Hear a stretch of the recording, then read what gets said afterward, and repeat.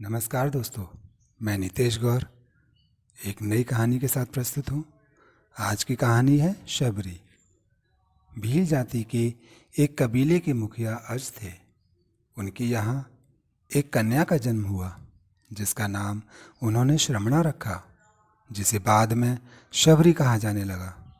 शबरी बचपन से ही पशु पक्षियों की भाषा समझती थी और वह उनसे अलौकिक बातें किया करती थी, जो सभी के लिए आश्चर्य का विषय था। जैसे जैसे वह बड़ी हुई, उसके व्यवहार में अलग ही परिवर्तन आता गया। उसे एकांत में रहना अच्छा लगता था। जहाँ कहीं भी ऋषियों का सत्संग हो रहा होता, वह वहीं आसपास ही रहती।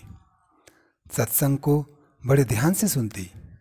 ऋषियों की सेवा का अवसर मिलता तो सदैव सेवा में तत्पर रहती।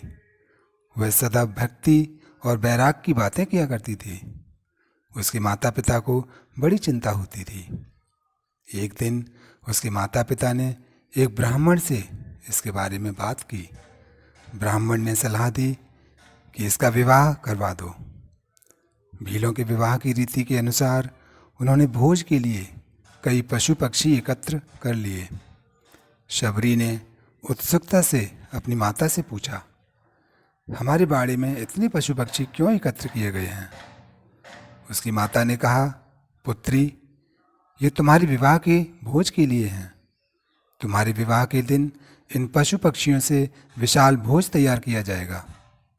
शबरी को यह बात ठीक नहीं लगी कि उसके विवाह के लिए इतने जीवों का बलिदान दिया जाएगा। उसने निश्चय किया, यदि मेरे विवाह के लिए इतने जीवों की बलि दी जाएगी तो मैं विवाह ही नहीं करूंगी। उसने रात्रि में सभी पशु पक्षियों को मुक्त कर दिया। जब वह बाड़े के किवाड़ खोल रही थी, तब उसको किसी ने देख लिया। इस बात से शबरी डर गई और वह वहां से भाग गई। भागते भागते वह दंडकारण्य वन में एक आश्रम में पहुंच गई, जहां पर कई ऋषि रहते थे। शबरी को इस बात का अनुमान था कि वह निम्न वर्ण की है और ऋषि उनको अपने आश्रम में स्थान नहीं देंगे। फिर भी शबरी चुपते हुए कुछ दिनों तक नित्य प्रातः ऋषियों के आश्रम में आने वाले पत्तों को साफ कर देती थी और हवन के लिए सूखी लकड़ियों की व्यवस्था भी कर देती थी। बड़े ही भाव से शबरी संविदा के लिए लकड़ियों को ऋषि के हवन कुंड के पास रख देती थी। सभी ऋषि आश्चर्य करने लगे और कुछ दिनों तक समझ ही नहीं पाए कि कौन है जो उनके सारे नित्य के काम निपटा रहा है। कहीं कोई माया तो नहीं है। एक दिन प्रातः ऋषियों ने छुप कर देखा तो शबरी को पकड़ लिया। ऋषियों ने शबरी से उसका परिचय पूछा तो शबरी ने बताया कि वह एक भीलनी है और वह इसी आश्रम में रहना चाहती है तथा सेवा करना चाहती है। ऋषि उसकी सेवा से अत्यंत प्रसन्न हुए। उसी समूह से एक ऋषि, जिनका नाम मतंग ऋषि था, ने शबरी को अपनी पुत्री मानकर आश्रम में शरण दी और सेवा करने का अवसर दिया।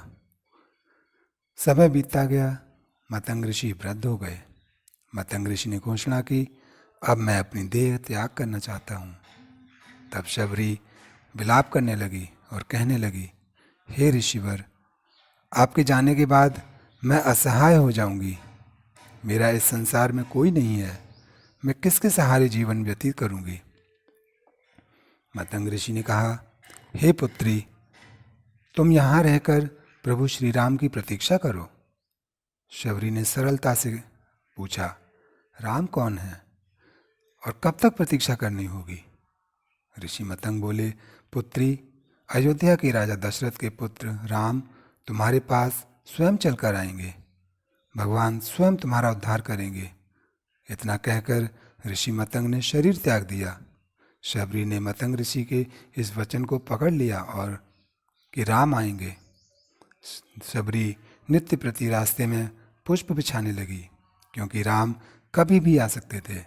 उनके लिए फल तोड़कर लाती, फलों को चखकर देखती। यदि मीठे होते तो रख लेती और खट्टे या कड़वे होते तो फेंक देती थी। पूरे दिन भगवान राम की प्रतीक्षा करती। ये उसकी दिनचर्या बन गई थी। प्रतीक्षा करते करते शबरी बूढ़ी हो गई, लेकिन अब तक राम नहीं आए। फिर एक दिन आ ही गया जब शबरी के वर्षों की प्रतीक्षा समाप्त हुई। शबरी रास्ते में फूल बिछा रही थी और राम का गुणगान करती जा रही थी। आते जाते लोगों को मना कर रही थी कि इन फूलों पर पैर ना रखें, मेरे राम आते ही होंगे।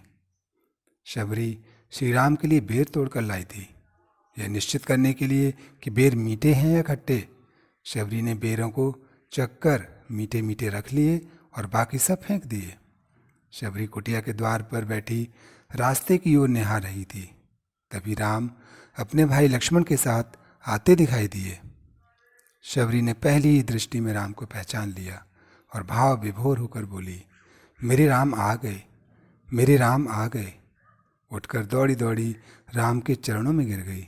राम को लेकर कुटिया में आई और उन्हें आसन पर बिठाया। उसकी दृष्टि राम से हट ही नहीं रही थी। उसके नेत्रों से आंसुओं की धारा बह रही थी। उसकी बरसों की तपस्या आज सफल हुई। उसने राम के पैर धोए और उन्हें बेर खाने को दिए। बेर झूठे थे, परंतु राम ने बड़े प्रेम से खाए। राम ने बेर लक्ष्मण को खाने को दिए, तो उन्होंने झूठे होने के कारण राम से दृष्टि बचाकर फेंक दिए।